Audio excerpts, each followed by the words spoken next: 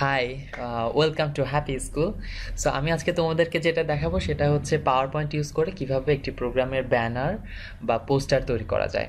আমরা স্টুডেন্টরা যারা ইউনিভার্সিটিতে ক্লাব করছি বা কলেজে বিভিন্ন প্রোগ্রাম অ্যারেঞ্জ করছি বা ইউথ অর্গানাইজেশনের সাথে কাজ করছি, বিভিন্ন প্রোগ্রামে আমাদের সবসময় যেটা দরকার হচ্ছে একটা পোস্টার তৈরি করা বা একটা ব্যানার তৈরি করা প্রোগ্রামের জন্য।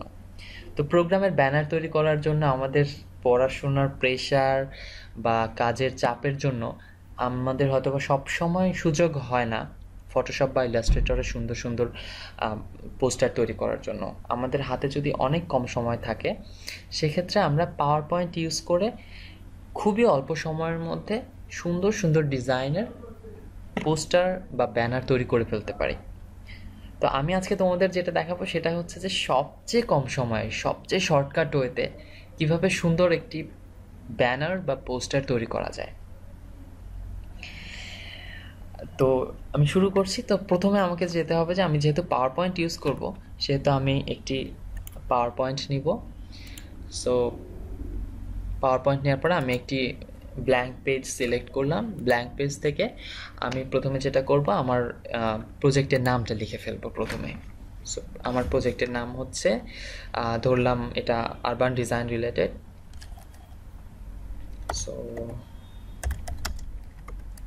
Urban design project exhibition.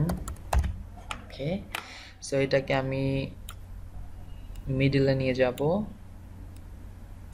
Okay, so এটা আমি টপে নিয়ে গেলাম। এবার এটা যেটা করব, এটাকে আমি একটু ফ্রন্টটাকে চেঞ্জ করব আমি এখান থেকে। সো কোন ফ্রন্টটা ভালো লাগছে? ওকে, সো এটা সুন্দর লাগছে আমার কাছে। আমি এটাকে একটু ফরম্যাট করে আরেকটু সুন্দর করে ফেলবো। এটাকে আমি যেটা শেপটা আছে এই শেপটাকে আমি ফিল করব। শেপটা ফিল করলে এখানে অনেক কালার তুমি ফিল করতে পারো। আমি যেটা করব, আমি গ্রেডিয়েন্ট নিব সরাসরি। সো গ্রেডিয়েন্টে গেলে এখানে অনেক ধরনের কালার পাওয়া যাবে। তো আমি এটা চুজ করছি, বাট এই কালারের সাথে ব্ল্যাক কালারটা মিলছে না। সো আমি এটাকে আমি টেক্সটের কালারটা চেঞ্জ করে আমি হোয়াইট করব। বাট হোয়াইট করলেও এখন মোটামুটি সুন্দর লাগছে। বাট আমি আর একটু এক্সাইটিং করতে চাই, সেটা হচ্ছে টেক্সট ইফেক্টে যাব। টেক্সট ইফেক্টে গিয়ে আমি ট্রান্সফর্ম করব। ট্রান্সফর্মের অনেক অপশন আছে, আমি যে কোনো একটি অপশন সিলেক্ট করব। ওকে, সো আমার কাছে এটা ভালো লাগছে, আমি এটা নিলাম। সো এটা নেওয়ার পরে আমাকে যেটা করতে হবে এখন, আমি আরেকটু চেঞ্জ করতে পারি। সেটা হচ্ছে, ধরো আমি টেক্সট ইফেক্ট থেকে আমি আমি গ্লো করতে পারি। সো গ্লো করলে যেটা হবে, আমার আরেকটু ফুটবে। সো এটার জন্য যেহেতু আমার হোয়াইটের সাথে ব্ল্যাকটা অনেক ভালো যায়, অনেক ভালো ফুটবে। দেখো এখন অনেক অনেক ভালো ফুটেছে লেখাটা। সো হয়ে গেল, আমার প্রজেক্টের নাম লেখা হয়ে গেল, প্রোগ্রামের নামটা আমি লিখে ফেললাম। এবার আমাকে যেটা করতে হবে, আমার একটি রিলেভেন্ট পিকচার ডাউনলোড করতে হবে। যেহেতু আমি নিজে ডিজাইন করছি না, সেহেতু আমার একটি ডিজাইন ডাউনলোড করে নিতে হবে। ডাউনলোড করে নেওয়ার জন্য আমি কী করব, আমি গুগলে যাব। আমার প্রজেক্ট রিলেটেড আমি একটি নাম সার্চ করছি। হতে পারে এটা 3D model of urban area. So 3D model of urban area, আমি ইমেজে চলে যাব। এখান থেকে আমি অনেক পিকচার পাবো, বাট সব পিকচারই তুমি ইউজ করতে পারবে না, কারণ সব পিকচার রেজুলেশন সমান হবে না। সেক্ষেত্রে তোমাদেরকে একটা জিনিস অবশ্যই খেয়াল রাখতে হবে, এটা বাধ্যতামূলকভাবে, সেটা হচ্ছে তোমাকে হাই রেজুলেশনের পিকচার ডাউনলোড করতে হবে। তা না হলে তুমি যখন এটা প্রিন্ট করবে বড় আকারে, তোমার ব্যানারটা ফেটে যাবে, অর্থাৎ পিকচারটা সুন্দর লাগবে না, তোমার কষ্টটাই নষ্ট হবে। তো তার জন্য যেটা করতে হবে, তোমাকে টুলে যেতে হবে। টুলে গিয়ে এখানে তুমি কিছু অপশন পাবে, এই অপশনগুলো থেকে তুমি সাইজে গিয়ে লার্জটা সিলেক্ট করবে। সো আমি যখন লার্জ সিলেক্ট করব, তখন আমি যতগুলো পিকচার পাবো সবগুলোই হাই রেজুলেশনের পিকচার পাবো। দেখো, সব হাই রেজুলেশনের পিকচার। তো আমি এই পিকচারটা একটু ভালো মনে হচ্ছে, আমি এই পিকচারটা ডাউনলোড করব। ওকে, সো যথেষ্ট ভালো। সো এটাকে আমি ডাউনলোড করব, আমি সেভ করে নিলাম। এবার আমি এই পিকচারটাকে ইনসার্ট করব এবং সেই সাথে আমাদের আরেকটা জিনিস যেটা দরকার হবে সেটা হচ্ছে আমাদের লোগো দরকার হবে। সো আমাদের অর্গানাইজেশনের লোগো। সো আমি যেহেতু এটা একটা ইউনিভার্সিটির জন্য আমি ইউনিভার্সিটি অফ এশিয়া প্যাসিফিকের লোগোটা ডাউনলোড দিচ্ছি। লোগো ডাউনলোড করার সময় পিএনজি ফরম্যাটে ডাউনলোড করবে অবশ্যই। সো লোগো ডাউনলোড করার সময় অবশ্যই পিএনজি ফরম্যাটে ডাউনলোড করবে। সো আমি পেয়ে গিয়েছি পিএনজি ফরম্যাটের একটি পিকচার।